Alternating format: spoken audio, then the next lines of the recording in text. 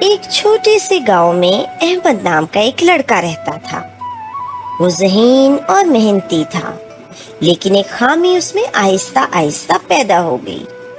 اس نے اپنے دوستوں کی دیکھا دیکھی ماں باپ کی عزت کرنا چھوڑ دی۔ جب اس کی ماں پیار سے کہتی، بیٹا وقت پر کھانا کھا لو، تو وہ تیز آواز میں جواب دیتا، امی ابھی وقت نہیں ہے، تنگ نہ کریں۔ اور جب اس کے والد مشورہ دیتے تو وہ کہتا، ابا جی آپ پرانے زمانے کی باتیں کرتے ہیں، آپ کو کیا پتا۔ ماں باپ کے دل ٹوٹنے لگے، لیکن وہ صبر کرتے رہے۔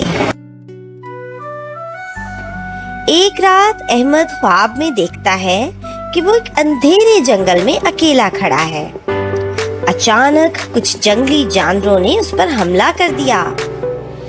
وہ مدد کے لیے چیختا ہے، لیکن کوئی اس کی مدد کو نہیں آتا۔ اسی لمحے اس کے سامنے اس کے ماں باپ نمودار ہوتے ہیں اور ان جانوروں کو بھگا دیتے ہیں۔ ماں روتے ہوئے کہتی ہے، بیٹا ہم ہی تیرے اصل محافظ ہیں۔ اور باپ کی آواز گونجتی ہے، جو ماں باپ کی عزت نہیں کرتا وہ دنیا میں اکیلا رہ جاتا ہے۔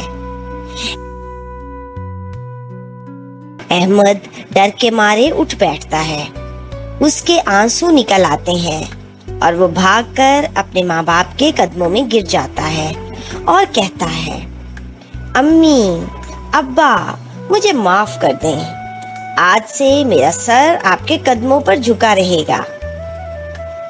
ماں نے بیٹے کو گلے لگایا اور باپ نے اس کے سر پر پیار سے ہاتھ پھیرا۔ بیٹا جو ماں باپ کی عزت کرتا ہے، اللہ اسے دنیا اور آخرت میں عزت دیتا ہے۔